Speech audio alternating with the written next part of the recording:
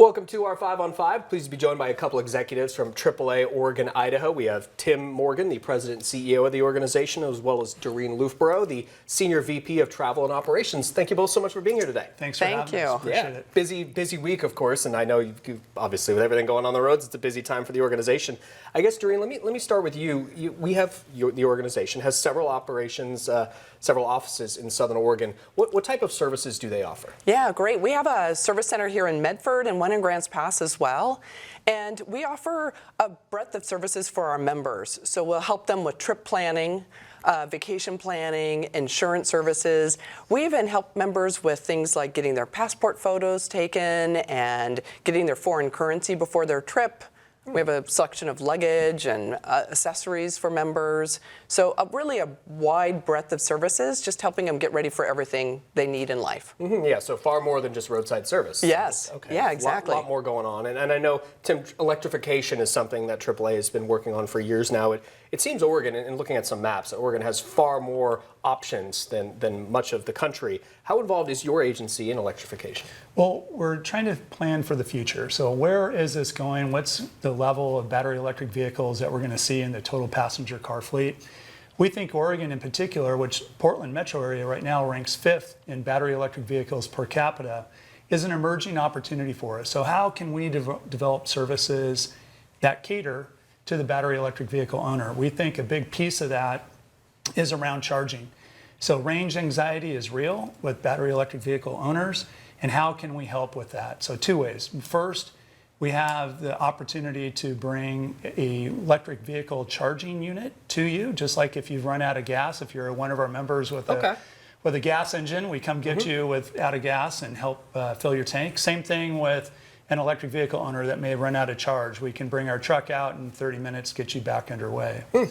The second piece of that is fixed site charging. So how might we enable the EV road trip? So how can a battery electric vehicle owner get the same sort of utilization out of their vehicle as an internal combustion engine?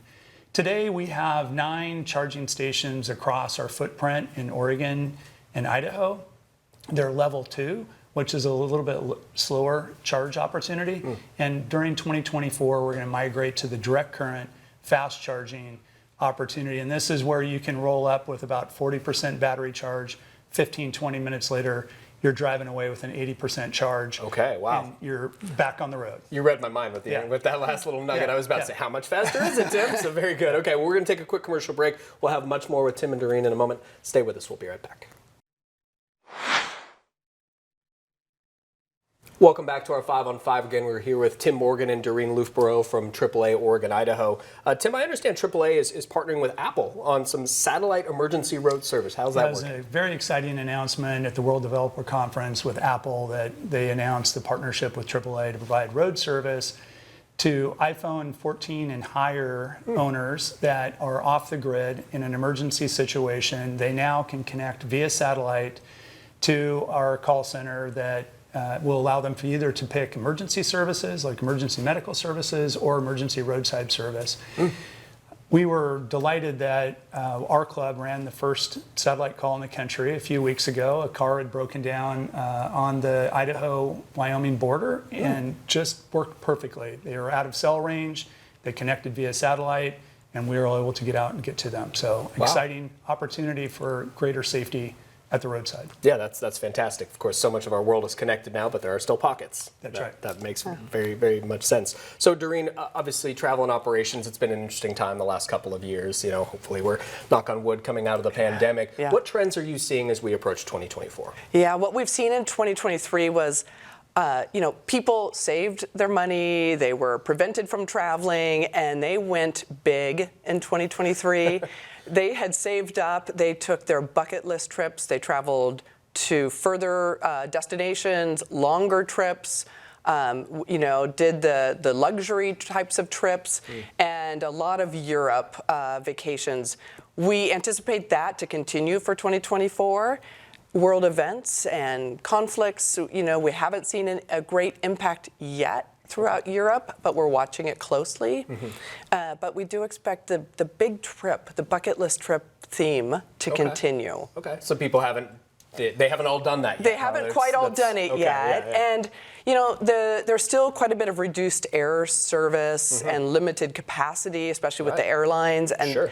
you know, so some people haven't been able to get out. You know, it's good to plan early. Really need to think about where you want to go and when, and don't wait. If you wait too long, what we've seen is the demand has been so big that, you know, you're out of luck. You're not able to get on the flight or on a tour or cruise that you want to go on. Yeah, well, that makes sense. And I hadn't thought about the pilot shortage. That's been something the airlines have been working to skill up everyone. And so hopefully that only clears things up in the years to come. I hope so. Okay, Tim, good to see you. Thanks for having us, very Craig. much. Doreen, appreciate it. Good to Thank see you. Thank you. Stay with us. We'll be right back.